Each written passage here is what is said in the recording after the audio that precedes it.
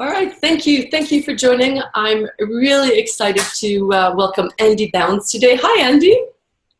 Hey. Andy, can you just tell us a bit about yourself and what you do and who you are? Sure. So my name is Andy Bounds. It's my job to help people communicate better because, of course, if you can communicate really well, it just has a huge difference on every aspect of your life, whether you're at home, whether you're at work, whether you're talking to friends, colleagues, neighbours, maybe people you don't like so much. If every time you speak, if the words out of your mouth are just right, then you have a much richer life, and that's what I help people have. And so have you always been a super communicator? How did you come about sort of getting to know this? By osmosis, really. It was never a plan to be this way. I mean, I was interested in communication from an extremely early age. My mother is blind. So when, I'm a parent myself, when you teach children things, you generally say, look at that over there, it's a dog, and look at that over there, it's a cat and stuff. Well, Mum couldn't do that with us. So I would sit on her knee and she would explain things to me. And as she did that, I got used to explaining things back. So I became very good at explaining stuff. And that was my interest, and it came from. And then from that, I started studying how people receive information, how the brain works. How when you're presenting you should say stuff in a certain way if you want people to do certain things. And I guess I like the phrase super communicator. My friends just call me communication geek because I'm just totally passionately obsessed by every aspect of it, and I just like studying it and thinking about it and helping people do it better. Okay, so what would you say are sort of the most important communication tips that you might share with somebody who's maybe trying to, or who's working on creating a great life for themselves, or who's looking for a great relationship? Because I know you do that for businesses, but what about for life? Well, I mean, it's all the same thing. I mean, the main thing to remember with communication, and it doesn't sound very sexy, this, but it's true. With communication, it's a means to an end. So you communicate because you want something to happen as a result, So when you're talking to people, say you're in an argument with one of your colleagues or one of your friends, it's very easy to say, you shouldn't have done that. Yeah, well, I did. Yeah, but you shouldn't have done that. Yeah, well, I did. Well, you shouldn't have done that. Yeah, but I did. And if you were saying, what are you actually trying to achieve here? All you're trying to do is prove that they're wrong and you're right, but it's more important to find a solution than it is to prove that you're right. So it's much better saying things like, well, neither of us enjoyed that. What can we do next time? Or I'm sorry that didn't go very well. How can we make things better next time we have a chat like that? And so knowing what you want to achieve is really important. So if you want to go into an argument to make the other person feel ashamed, then by all means try and shame them. But if you just want to have a conversation to try and get it better, you'll approach it in a different way. So the rule number one, it's not very sexy, but my word, it's important, is know what you want out of it. Yeah. And it's the sort of thing, if you're in relationships with people and have been for a long time, that can easily go because you get into certain habits of communicating. So just stopping before you open your mouth and thinking, what do I want the output of this to be, is extremely, critical. And how can people sort of train themselves to do that, to stop before they speak, and to get to that place where they know what they want to say before they say it, before something else comes out, which is maybe not aligned to sort of the intention they were hoping for?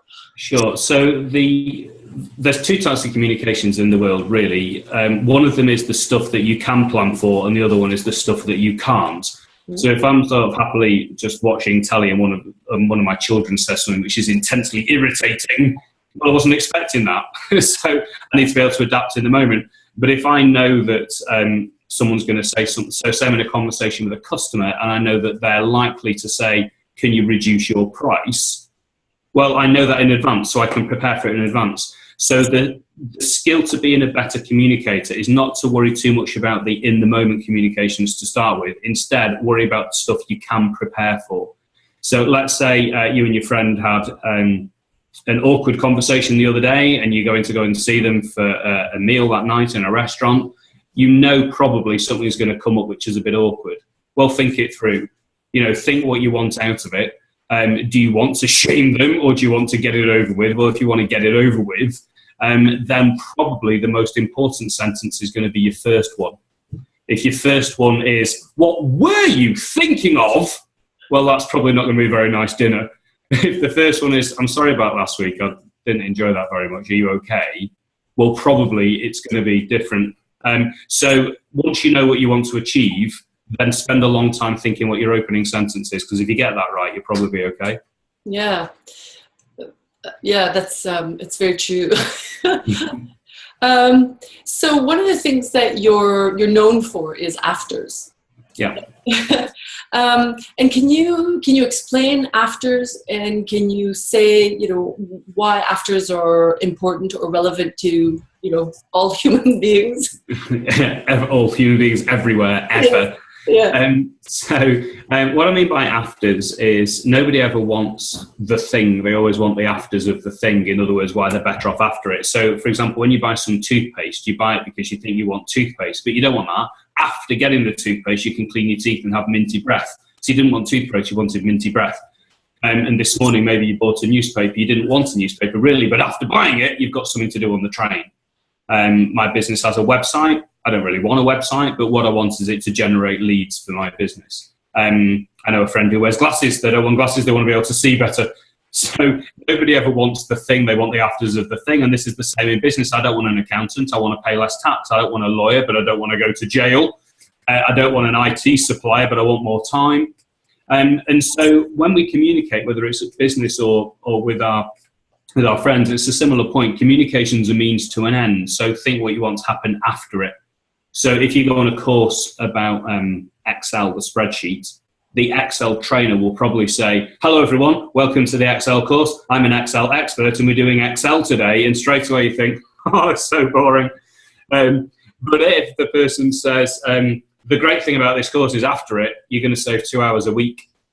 If you care, it's about Excel, but I'm trying to save you 2 hours a week here. Well, straight away the course sounds cool. So that's what I mean by afters. Think about what you want to happen afterwards in a way that benefits both you and the other person.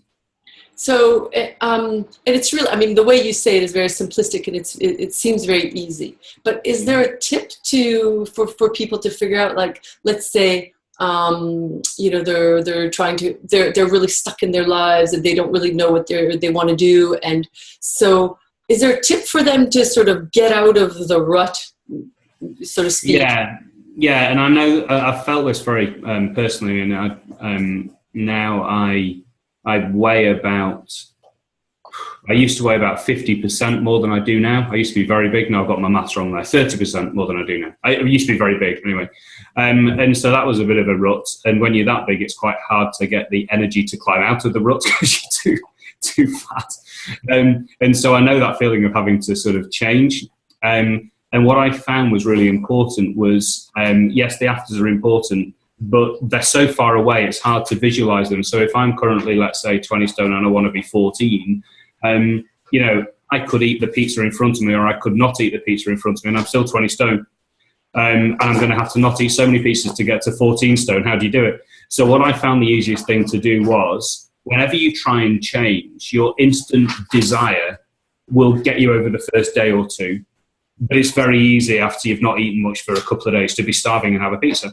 So the thing to do, instead of looking for the next day or two, is to look, say, a month ahead and think, what would I like to be a month from now? I'm not going to be 14 stone, but what could I be a month from now? Well, let's say, I don't know, 90, so I can lose a stone.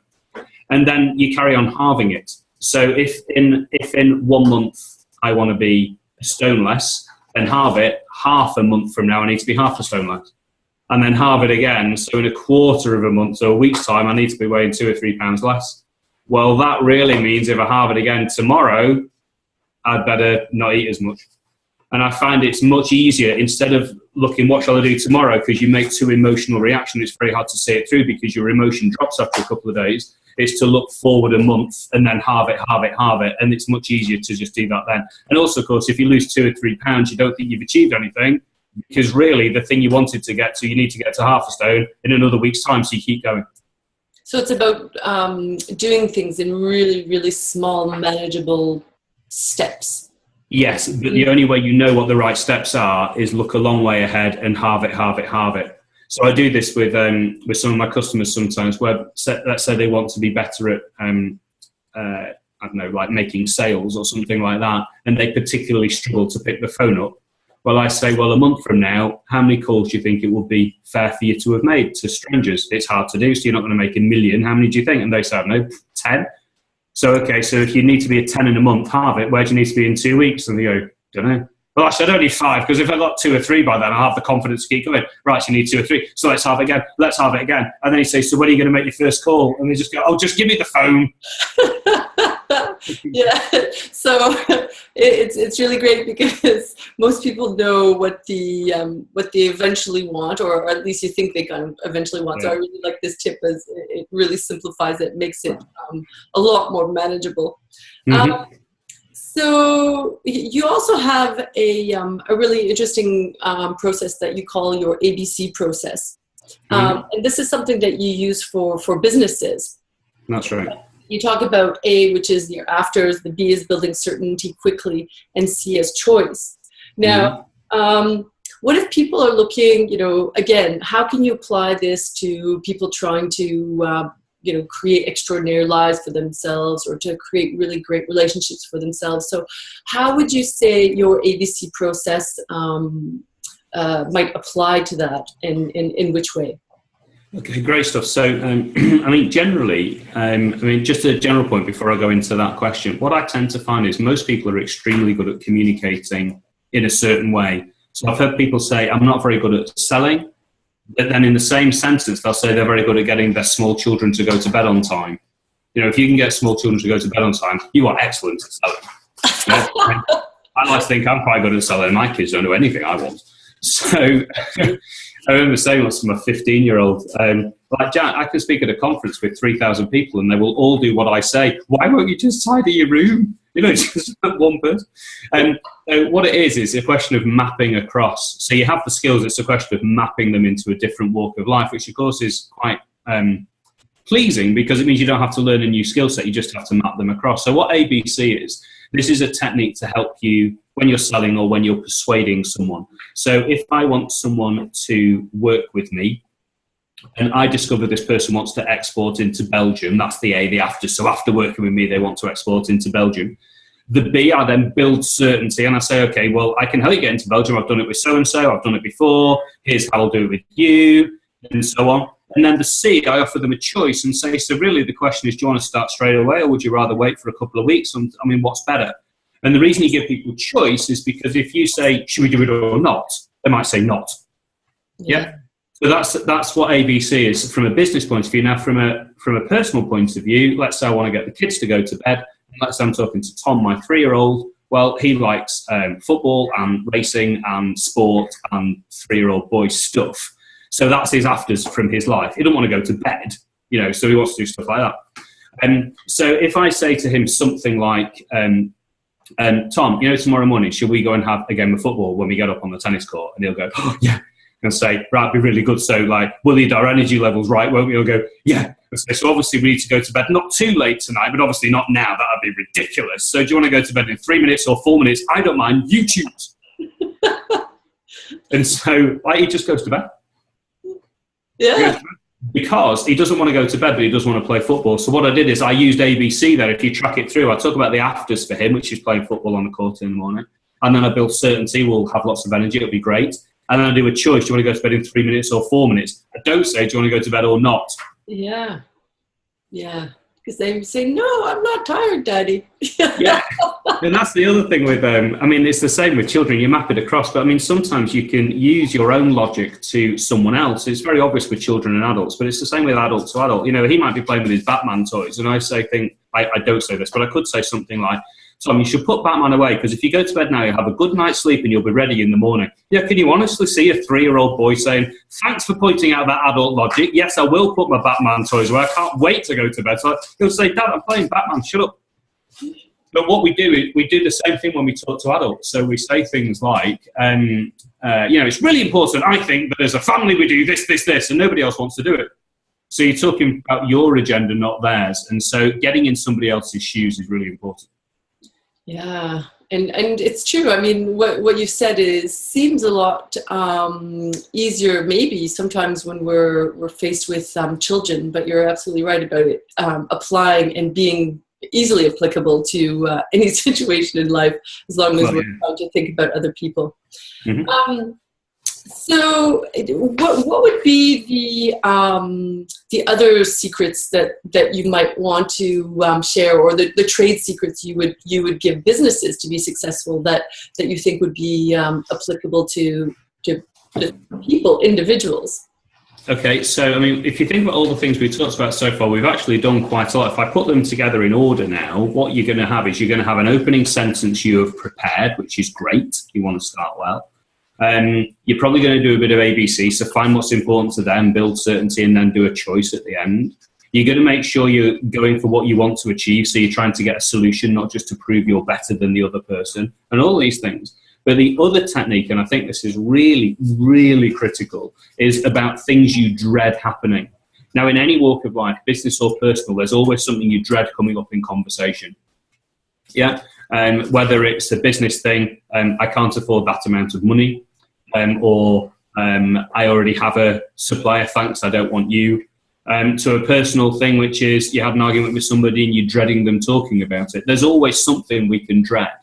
But you see, the thing is, it's actually, you think it's you dread them saying this stuff, and that's not right. What you dread is they're going to say it, but you don't know how to respond. You know, what we call the rabbits in headlights, like, don't know what to say. So anyone can say what they like. But if I know how to respond, I'm not worried. But if I don't know how to respond, I'm worried. So it's not them saying it that's the problem. It's my knowledge of how to respond that's the problem. So if somebody asks me if grass is green, I'm not worried about that. I can answer that. And if somebody says, is grass blue? Well, I'm not worried about that because I can answer that.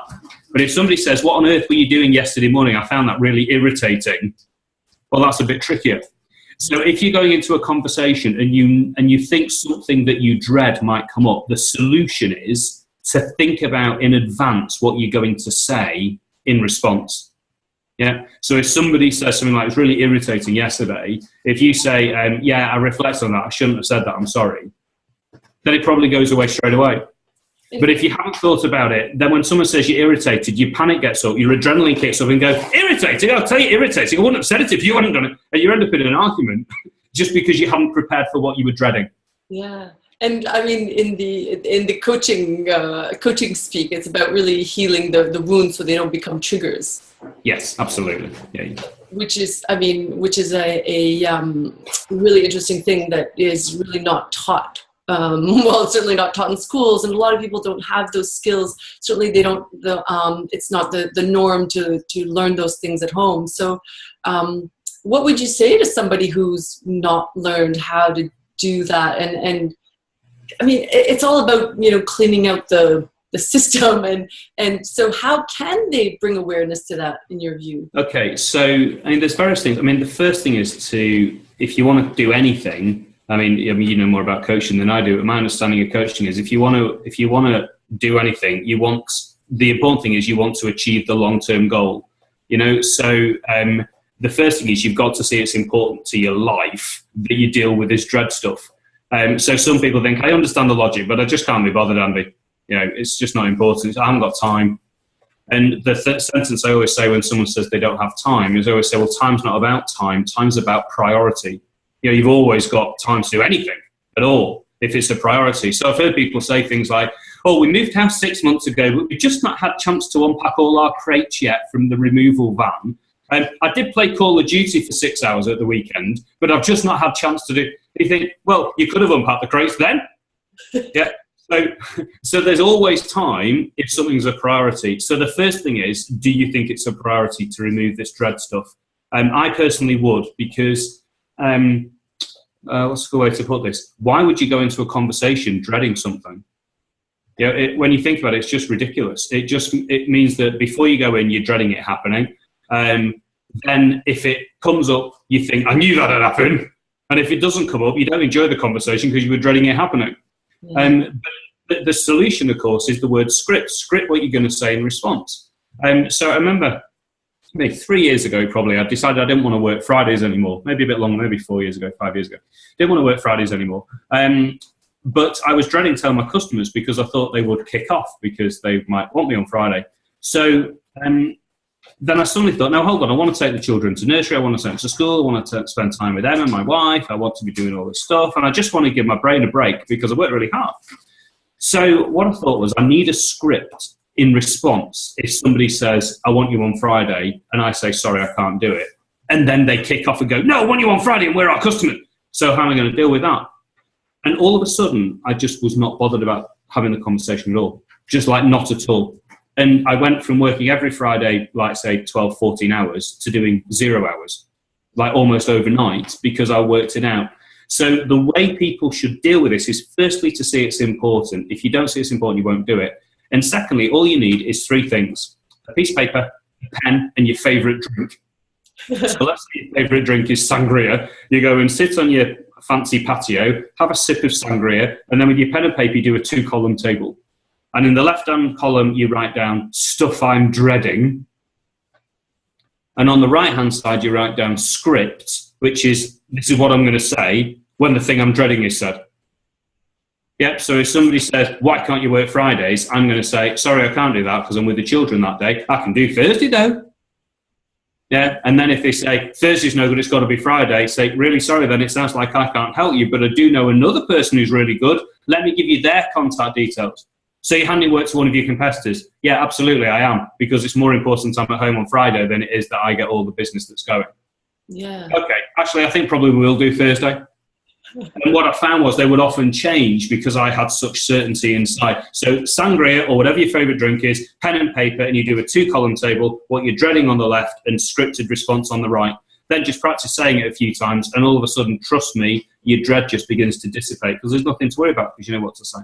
Yeah, and I mean, the fear is more about, what you're creating, your story anyway, right? Because if you communicate it effectively, then people will be like, oh yeah, I mean, this seems really clear. He said it in a very sort of confident, powerful way. So I'm just going to keep going with this guy because he's he knows what he's talking about or whatever.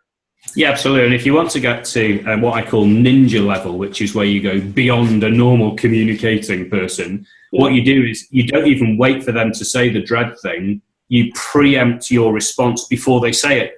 So what I now do with conversations with customers, when they say they want me to do some work with them, I say, okay, great. So let's have a look at the diary. Just a quick heads up, I don't work Fridays, so we'll need to work around that. So no longer am I dreading them saying, what about Fridays? Because I've got rid of it. So that's what I call ninja level. When you get so good at the dread stuff, you actually bring it up yourself just to get rid of it. So if someone's watching this, whoever does any selling, and they don't like talking about price, the way you ninja that is you say, obviously there's lots of stuff we need to talk about, and price obviously is maybe the most important. And we can talk about that at the end when we know what it is you want. But other than price, what's your key focus here? And how can a customer say, price, because you just said other than price? Yeah, that's brilliant. I love that approach, actually. Yeah, just means you don't dread anything, Yeah. I mean, for me, because obviously my specialty is an authenticity coach. That for me, that's just being fully sort of authentic and yourself in front of the person and saying, "Here's who I am. Here's what I bring." So if you're okay with it, that's fine. Yeah.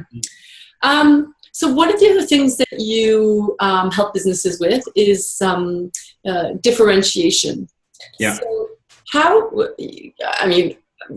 for me, it's obvious, that it's connected to authenticity. But how would you say people can actually differentiate themselves from others in a world of, online dating and social media and Twitter and, kind of information 24/7, global information 24/7. So how do you do that? Well, various ways, but in my experience, the best way is not to talk about yourself too much, because everybody talks about themselves all the time. So the greatest thing I could ever advise someone to prepare if they wanted to differentiate themselves was really good questions. Like, what can you ask which makes because if you think about it, when you have a conversation, like we're having a conversation now, and a lot of my answers are governed by what you ask. Now, I know it's an interview that we're doing here, but we could be talking, I could be asking about your business or you about mine. So I'm going to talk about because of one of two reasons, either because I initiate stuff or because I respond to you. And that's the same in any conversation. You will either initiate stuff or you'll respond to me. So for people who are watching this, if you want to have a really good conversation where you come across as different, ask better questions than other people. Yeah. So think, what can you ask? Because that gets them talking, and that differentiates you. Other things you can do, people love stories. So, they talk about facts tell, stories sell. There's a good chance someone might watch this recording and remember about your authenticity coach, because that's a story. It's an interesting thing. They might remember my mum's blind. They might remember I'm totally bald in every way. People just remember stuff like that. And if somebody said, what did Andy's ABC technique stand for? That's going to change your life. I can't remember, but he's got no hair. But when I was watching him talk, I was thinking, when he washes his face, like, how does he know when to stop? Yeah. And so I'm probably digressing a bit here. So with things like this, if you want to differentiate yourself, think of some stories. People like personal stories. People like humorous stories. Think of good questions, and just make sure that you've got. If you're someone with the gift of the gab, fine. But a lot of people don't have the gift of the gab. So thinking of 2 or 3 questions and 2 or 3 topics to talk about gives people a lot of comfort. So if you look at what people talk about with small talk, there's lots of research on this, but if people want to get a pen and paper, here we go. People talk a lot about family. People talk a lot about where they live, the car they drive, holidays, hobbies, current affairs, stuff like this is what people talk about. So arm yourself with 2 or 3 questions about things like this. Have you gone on holiday this year? Where's your favourite place you've been? What do you do when you're not at work? What do you do for a living? Really, how long have you been into that? And if in doubt, once you've asked a good first question and they've said something, remember the 3 immortal words you should always remember in a conversation, which is, tell me more. So when anyone says anything, just say, tell me more. So you say, so where's your favourite holiday destination? Oh, Barbados. Oh, really? Tell me more. Well, we went there a bit ago, and oh, really? What happened then? Oh, it was a honeymoon. I said, oh, okay, so what happened? And so when you start saying, tell me more, and why is that important, or when did you get into that, or who did, all the question was why, who, what, when, where. So, I mean, sound interested. Don't just go, when. So, I mean, sound interested, care, but that's the way. So you need a trigger question to get them talking, and then things like tell me more to keep them talking. And all of a sudden, people will say afterwards, do you know, you're a great conversationalist. And actually, I've just asked a few questions and said, tell me more a couple of times. Yeah.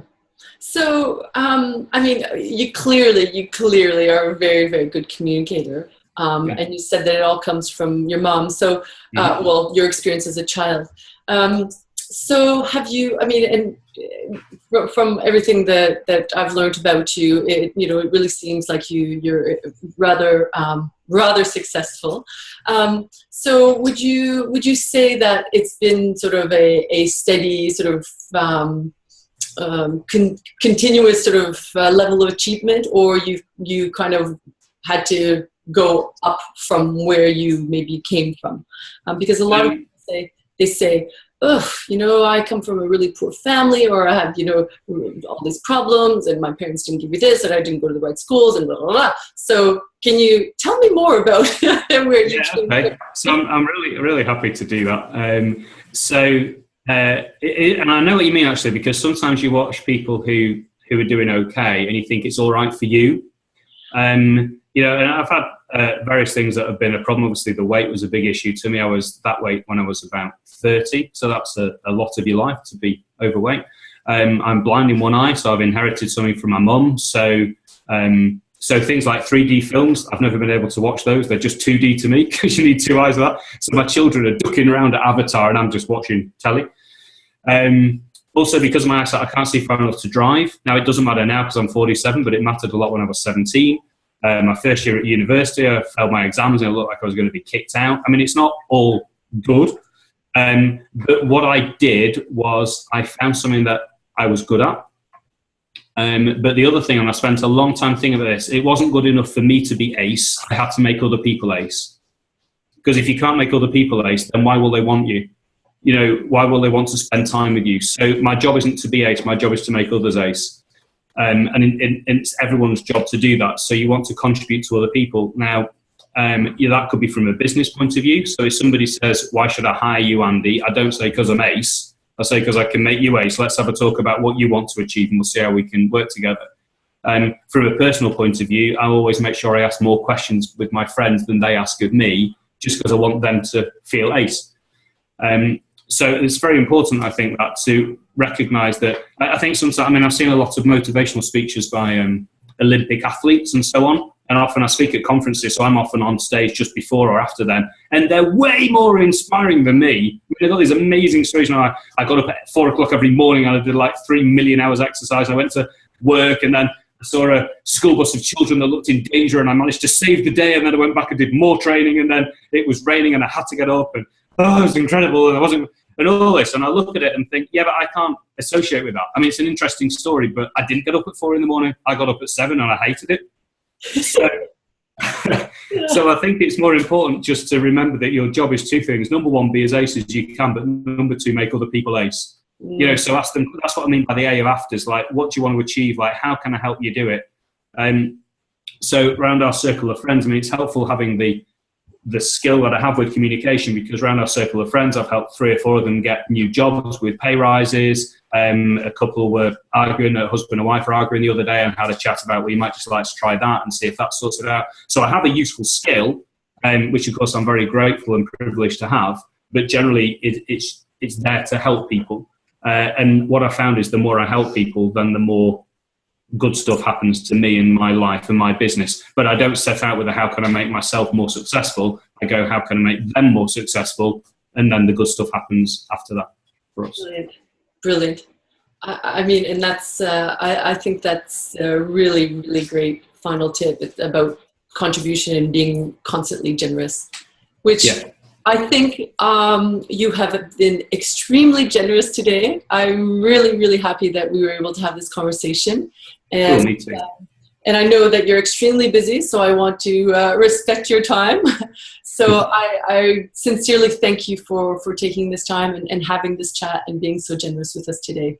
So thank you. No, you're more than welcome. If anybody who watches this or listens to it, if they want to drop me a line, I'm always happy to talk to anybody about anything. And it's just andy@andybounds.com. You know, you're very welcome. Just email me, anybody. I'm very happy to talk about it.